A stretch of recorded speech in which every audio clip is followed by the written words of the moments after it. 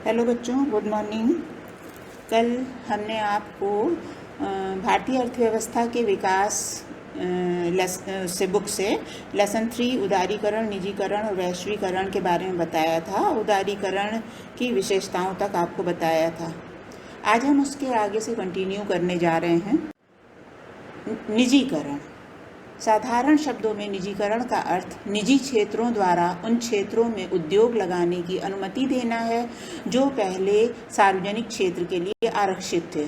इस नीति के तहत कई सार्वजनिक क्षेत्र के उपक्रमों को निजी क्षेत्र को बेच दिया गया। निजीकरण वो प्रक्रिया है जिसमें निजी क्षेत्र में सार्वजनिक क्षेत्र की इकाइयों PSU के मालिकाना हक का स्थानांतरण निजी हाथों में हो जाता है।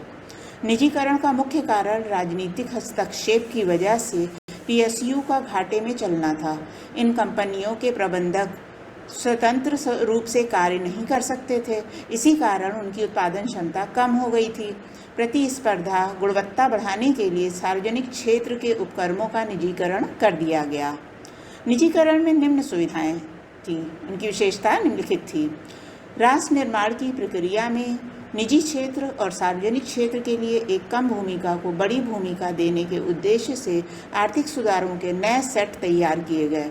इस लक्ष्य को हासिल करने के लिए सरकार 1991 की नई औद्योगिक नीति में सार्वजनिक क्षेत्र की भूमिका को नई परिभाषा दी। उसी के उद्देश्य के अनुसार वित्तीय अनुशासन में सुधार और आधुनिकीकरण की सुविधा प्रदान करने के लिए मुख्य रूप से किया गया था। ये भी निजी पूंजी और प्रबंधकीय क्षमताओं को प्रभावी ढंग से सार्वजनिक क्षेत्र के उपक्रमों के प्रदर्शन में सुधार करने के लिए उपयोग किया जा सकता है। सार्वजनिक क्षेत्र के उपक्रमों की दक्षता में सुधार करने का प्रयास किया गया है। नेक्स्ट है वैश्वीकरण। वैश्वीकरण का अर्थ वैश्विक या विश्व भर में फैलने से है, अन्यथा व्यापार को पूरी दुनिया में ले जाना है। वैश्वीकरण का अर्थ मोटे तौर पर विदेशी निवेश, व्यापार, उत्पादन और वित्तीय मामलों के संबंध में बाकी दुनिया के साथ घरेलू अर्थव्यवस्था को जोड़ना है। वैश्वीकरण के लिए उठाए गए कदम। वैश्वीकरण के लिए निम्नलिखित कदम उठाए गए। आयात दरों में कटौती। आयात पे सीमा शुल्क लगाया गया और निर्यात पर लगाए गए शुल्कों को धीरे धीरे घटाया गया ताकि भारत की अर्थव्यवस्था को वैश्विक निवेशकों के लिए आकर्षक बनाया जा सके। दीर्घकालिक व्यापार नीति। विदेशी व्यापार नीति को लंबी अवधि के लिए लागू किया गया। नई आर्थिक नीति की आवश्यकता। 1991 की नई आर्थिक नीति।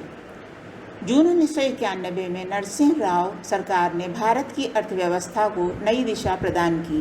ये दिशा उदारीकरण, निजीकरण और वैश्वीकरण LPG मॉडल के रूप में जानी जाती है के रूप में पूरे देश में आर्थिक सुधारों के रूप में लागू की गई। इस नई औद्योगिक नीति के तहत सरकार ने कई ऐसे क्षेत्रों में निजी कंपनियों को प्रवेश करने की अनुमति दी जो पहले केवल सरकारी क्षेत्रों के लिए आरक्षित थे। इस नई आर्थिक नीति को लागू करने के पीछे मुख्य कारण भुगतान संतुलन का निरंतर नकारात्मक होना था। आज़ादी के बाद 1991 का साल भारत के आर्थिक इतिहास में एक मील का पत्थर साबित हुआ। इससे पहले देश एक गंभीर आर्थिक संकट के दौर से गुजर रहा था और इसी संकट ने भारत के नीति निर्माताओं को नई आर्थिक नीति को लागू करने के लिए मजबूर कर दिया था। संकट से उत्पन्न हुई स्थिति ने सरकार को मूल्य स्थिरीकरण और संरचनात्मक सुधार लाने के उद्देश्य से नीतियों का निर्माण करने के लिए प्रेरित किया।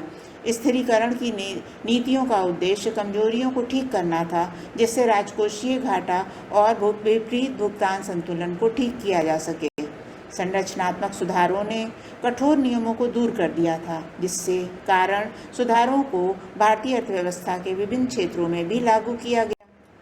उदारीकरण, निजीकरण और वैश्वीकरण के सकारात्मक प्रभाव। उदारीकरण के बाद उद्योगों की स्थिति भी सुधरी है। औद्योगिक उत्पादन में विविधता आई है। भारतीय औद्योगिक क्षेत्र को विदेशों से उच्च तकनीक प्राप्त होने के कारण अंतर्राष्ट्रीय स्तर पर प्रतिस्पर्धा में वृद्धि हुई है।